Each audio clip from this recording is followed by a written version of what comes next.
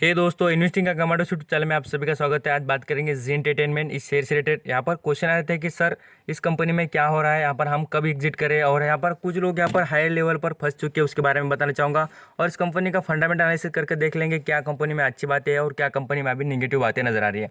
सभी बातें देख लेना, इसके बाद आपको कोई भी क्वेश्चन नहीं रहेगा कंपनी से रिलेटेड। सभी बातें यहाँ पर आप पूरी तरीके से क्लियर करूंगा, और वीडियो लंबा भी हो जाए तो देख लेना, क्योंकि आपकी भलाई है और आपको यहाँ पर सभी बातें अंडरस्टैंडिंग हो जाएगी। यहाँ पर जो नए हैं वो सब्सक्राइब कर लेना, फ्री में आपको शेयर मार्केट के अपडेट्स यहाँ पर मिलते जाएंगे, और यहाँ पर पुराने वो लाइक कर लेना।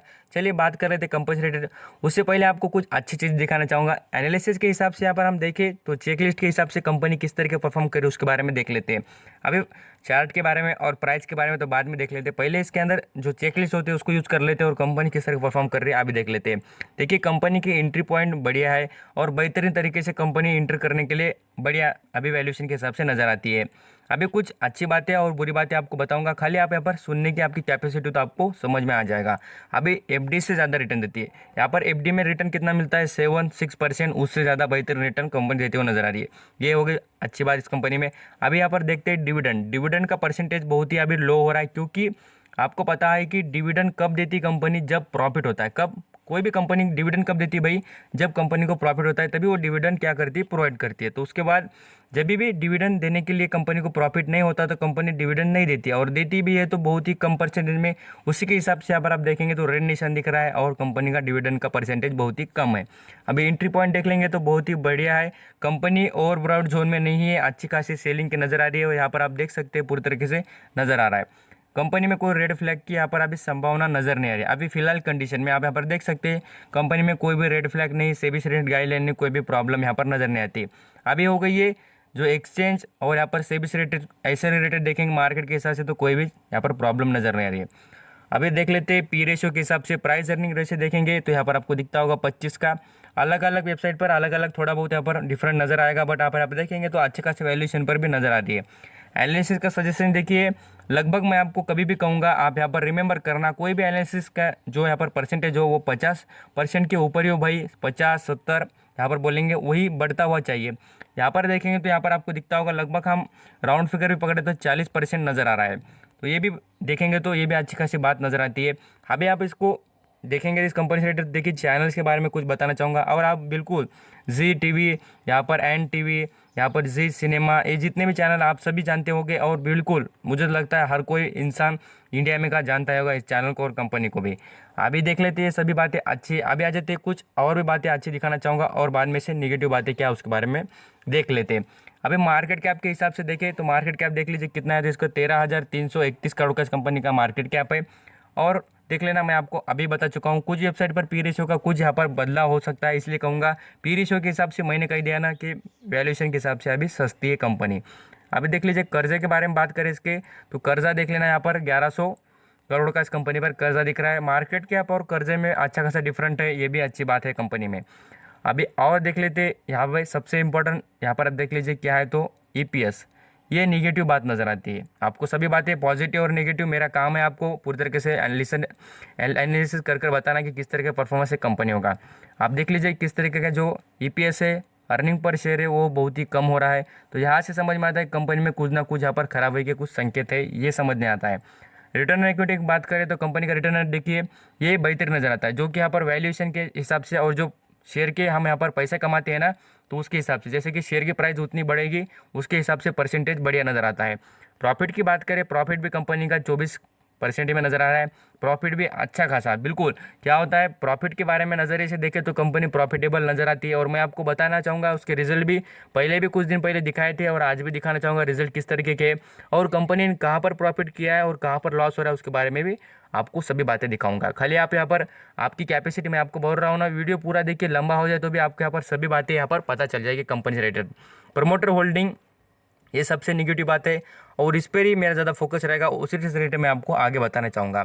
अभी नेक्स्ट लेवल पर बात कर रहे थे इसमें प्रॉब्लम क्या क्रिएट हो रही है उसके बारे में, और क्या इसमें अभी निगेटिव बातें दिख रही है।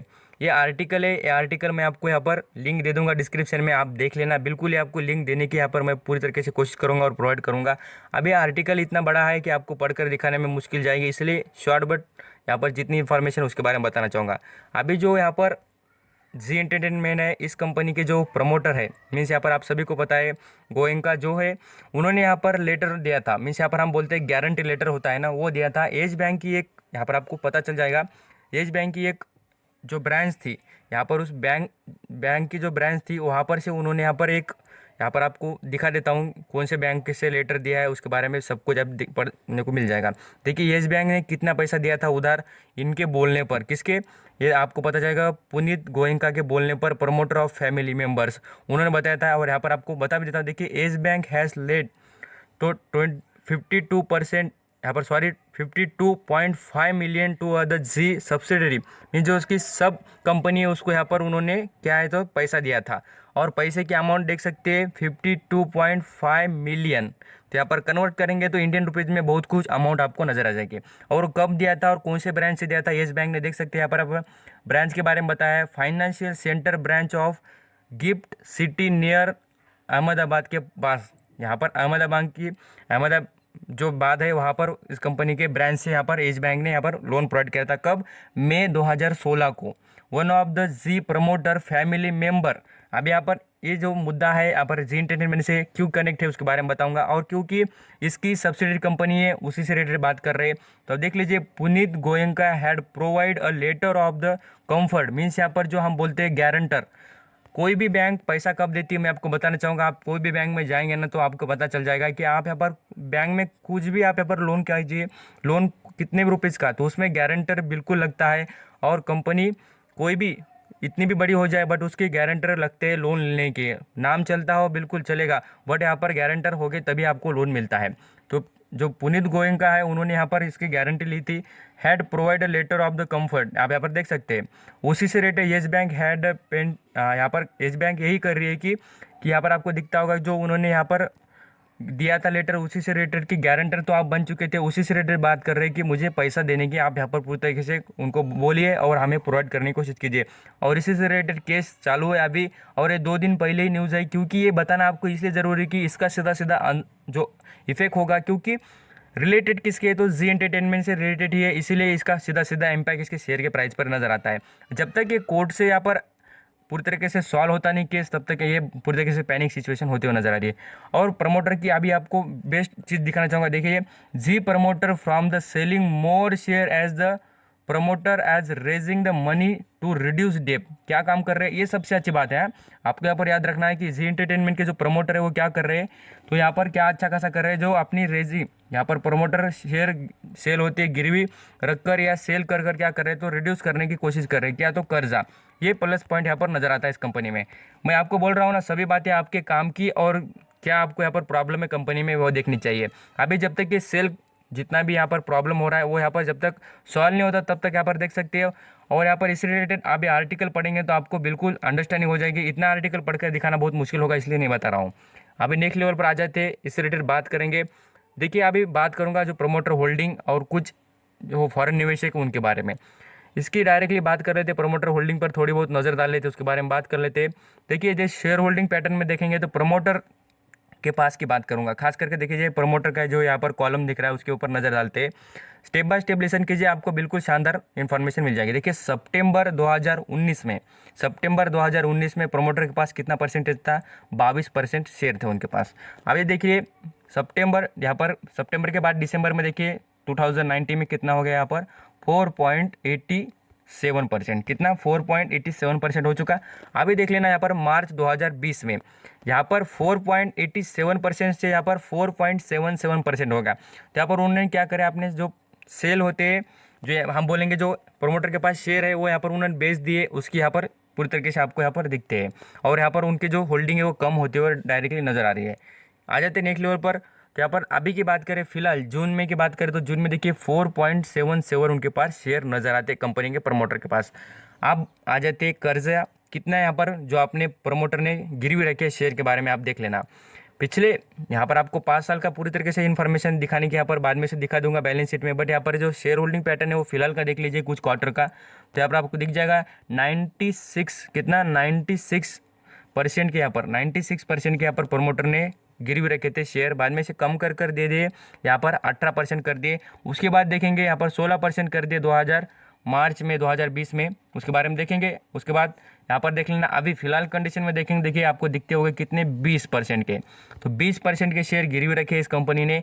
अभी आ जाते फॉरेन निवेशक के बारे में बात करूँगा। फॉरेन निवेश ने जो होते देखिए उनके पास सबसे ज़्यादा होल्डिंग है इस कंपनी की। प्रमोटर छोड़िए, पब्लिक छोड़िए इंडिया के, उनसे भी ज़्यादा यहाँ पर फॉरेन निवेशक अपना यहाँ पर पैसा लगाए। उनका बहुत ही पसंदीदा शेयर नज़र आता है। खास करके देख लीजिए यहाँ पर होल्डिंग देख लीजिए 68% उनके पास है। और बाद में से उन्होंने यहाँ पर अभी की फ़िलहाल की मार्च के बाद में जो जून क्वार्टर है उसमें देख लेना यहाँ पर उन्होंने कम कर दी है, बिल्कुल ही 1-1.5% के आसपास उन्होंने यहाँ पर होल्डिंग कम कर दी।